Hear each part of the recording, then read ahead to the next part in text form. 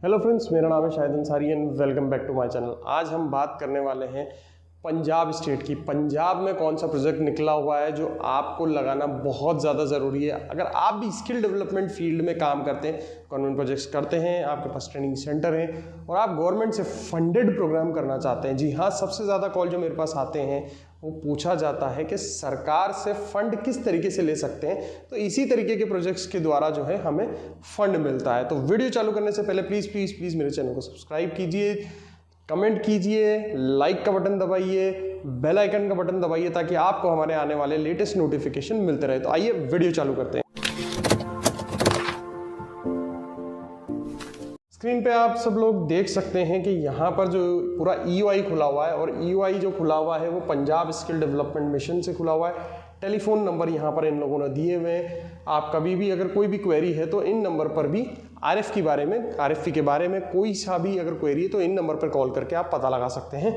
यहाँ हम देखते हैं ये एक एक्सप्रेशन ऑफ इंटरेस्ट है पूरा का पूरा, जो 31/8 को यहाँ पर निकला है। यहाँ देख सकते हैं ये डेट जो है यहाँ पर ये 31/8 का यहाँ पर दिया हुआ है। 31 अगस्त को यहाँ पर निकला हुआ है और ऑलरेडी हमारे पास 5-7 दिन और निकल चुके हैं इसको भरने के लिए।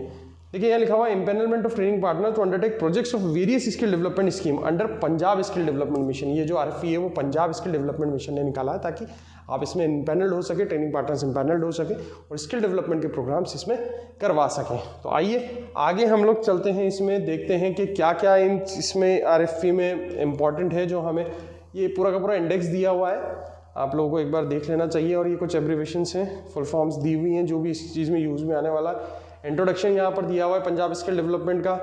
करंटली इन्होंने बताया हुआ है कि मतलब जो है पंजाब स्किल डेवलपमेंट मिशन जो है वो क्या क्या चीज़ें यहाँ पर कर रहे हैं। ठीक है, इसके अंदर NULM मिशन चल रहा है, दीनदयाल उपाध्याय ग्रामीण कौशल योजना चल रही है, PMKVY चल रहा है, इसमें CSR प्रोजेक्ट्स ये कर रहे हैं, संकल्प स्कीम ये कर रहे हैं। तो ये सारी की सारी जो है जो करंटली जो मिशंस और स्कीम्स है पंजाब स्किल डेवलपमेंट मिशन में, उनके पास ये सारी की सारी स्कीम्स चल रही हैं।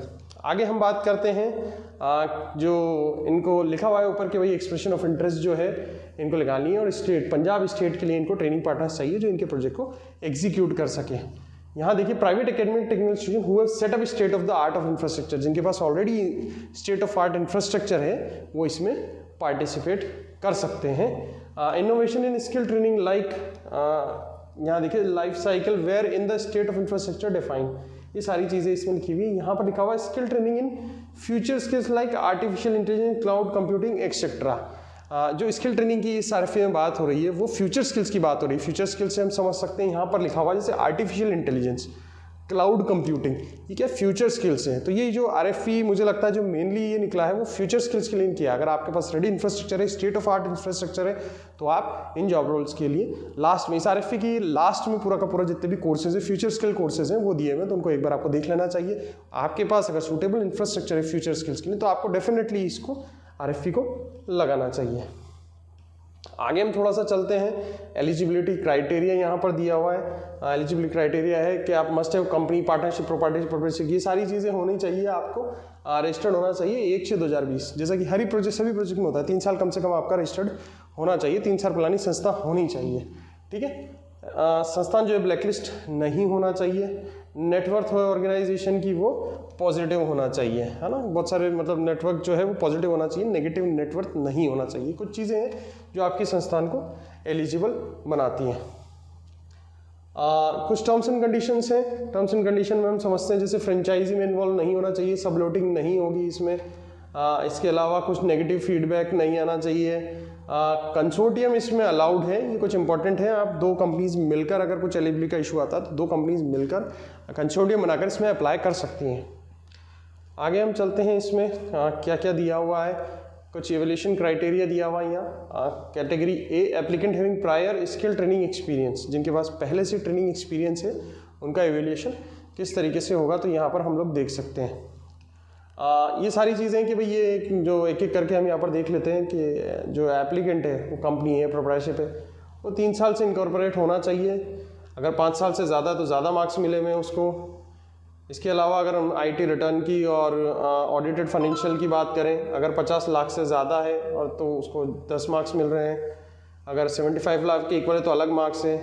1 करोड़ के आसपास है तो उसका अलग मार्क्स है। तो ये एक पूरा इवेल्युएशन वाली टेबल बनाई हुई है जिसके अंदर हमें लिखा हुआ है कि भाई आपको क्या क्या होना चाहिए और कितना है। अगर कितना है आपके पास तो उसके अकॉर्डिंग आपको मार्क्स दिए हुए हैं।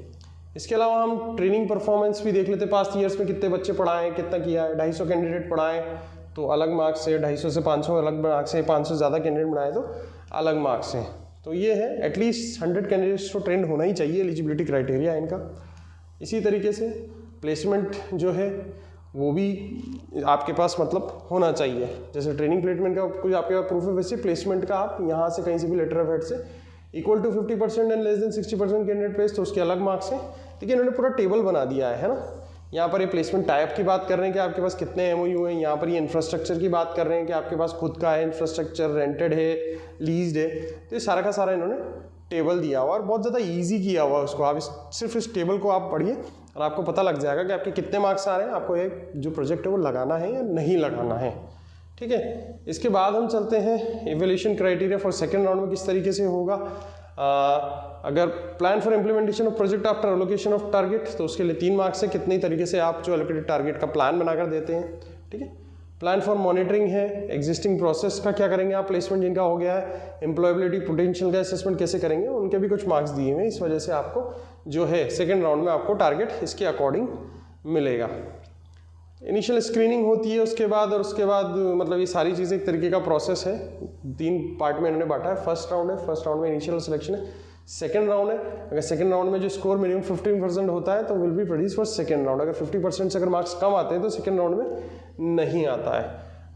सेकेंड राउंड में जो आपका जो मतलब आपका जो कैंडिडेचर है वो आपको प्रेजेंट करने का मौका मिलेगा, है ना। उसके बेसिस पर आपका फाइनल एम्पैनलमेंट हो जाएगा। कैटेगरी बी इन्होंने बताया है, जैसे मैंने पहले बताया था कैटेगरी ए जो था वो आपके पास अगर स्किल का एक्सपीरियंस है तो उनके लिए एनालिसिस है। अब ये कैटेगरी बी है, इनके लिए जो नॉन प्रायर स्किलिंग ट्रेनिंग वाले जिनके पास एक्सपीरियंस नहीं है बिल्कुल, जो फ्रेशर है, तो उनके लिए भी इन्होंने टेबल दिया हुआ है यहाँ पर। तो उनका भी यही सारा का सारा है, आप ये पढ़ सकते हैं। लेकिन ये जो क्राइटेरिया होगा वो बढ़ जाएगा as compare to skilling category में क्राइटेरिया थोड़े सॉफ्ट होंगे, और नॉन स्किलिंग कैटेगरी में जो क्राइटेरिया है वो थोड़े से हार्ड हो जाएंगे, बढ़ जाएगा, है ना। तो ये टेबल आप चेक कर सकते हैं। इन कैटेगरीज में जो है जो क्राइटेरियाज और एलिजिबिलिटी है वो बढ़ गई है। हालांकि पूरा प्रोसेस इसमें बताया हुआ है। 3 ईयर्स का हम ड्यूरेशन की बात करें तो ये जो प्रोजेक्ट है वो 3 ईयर के ड्यूरेशन का है, यहाँ लिखा हुआ है। कॉस्ट नॉर्म्स जो है वो पंजाब स्किल डेवलपमेंट मिशन के अकॉर्डिंग है। ट्रेनिंग इंफ्रास्ट्रक्चर आपको पूरा रेडी करना रहेगा, इसमें प्लेसमेंट आपको करवाना रहेगा। इसके अंदर प्लेसमेंट जनरली 70% के अप्रॉक्स रहता है। रिन्यूअल फी जो होती है वो 25,000 है इनकी, और मतलब जो प्रोजेक्ट के मिलने के बाद रिन्यूअल फी वो 25,000 है। और जो टेंडर कॉस्ट है इस प्रोजेक्ट को लगाने के लिए जो टेंडर कॉस्ट आपको देनी पड़ रही है वो भी यहाँ पर 25,000 ही है। ठीक है, कुछ इंडिकेटिव टाइमलाइन यहाँ पर है। 1 सितंबर 2023 को ये जो है ऑनलाइन आ चुका है। लास्ट डेट जो बता रहे हैं ये 4 अक्टूबर की बता रहे हैं, 3 बजे तक का। प्रेजेंटेशन राउंड जो होंगे वो 10 अक्टूबर तक चलेंगे। ठीक है, कुछ यहाँ पर नोडल ऑफिसर का नाम दिया हुआ है, यहाँ पर अंकुश शर्मा जी, डेजिग्नेशन के कॉन्टैक्ट नंबर भी दिए हुए हैं। आप इनसे बात करके किसी भी तरीके का संपर्क कर सकते हैं। आगे हम देखते हैं यहाँ पर और भी कुछ मतलब दिया हुआ है। यहाँ पर कुछ बैंक डिटेल्स दी हुई है जहाँ पर आपको ये यूज़ में लेने 25,000 जहाँ पर सबमिट कराने। वैसे ये जो पूरा का पूरा जो प्रपोजल सबमिट होने वाला है उसमें ये यहाँ पर पूरे एनेक्चर आपको दिए हुए हैं, आप यहाँ से एनेक्चर इनको डाउनलोड कर सकते हैं। और एक इसमें बिडिंग है, बिड वाला प्रोजेक्ट है, इसमें आपको बिड करनी है। और उसका मैं आपको बता देता हूँ कि किस जो वेबसाइट पे आपको बिड करनी है वो एक बार हम इसमें चेक कर लेते हैं। ये देखिए यहाँ पर लिखा हुआ है आपको जो बिड करनी है वो eproc.punjab.gov.in यहाँ पर दिख रही है। मैं इसको हाईलाइट भी कर देता हूँ। ये यहाँ पर आपको इसका जो है वो बिड करनी है। eproc.punjab.gov.in पर जाना है आपको और वहाँ जाकर बिड करना है, आपको ये प्रोजेक्ट लगाना है। ठीक है, वीडियो अगर पसंद आया तो प्लीज़ वीडियो को लाइक कीजिए, कमेंट कीजिए, अपने फेसबुक और व्हाट्सएप पर उसको शेयर कीजिए। Thank you so much guys for watching my channel. Thank you.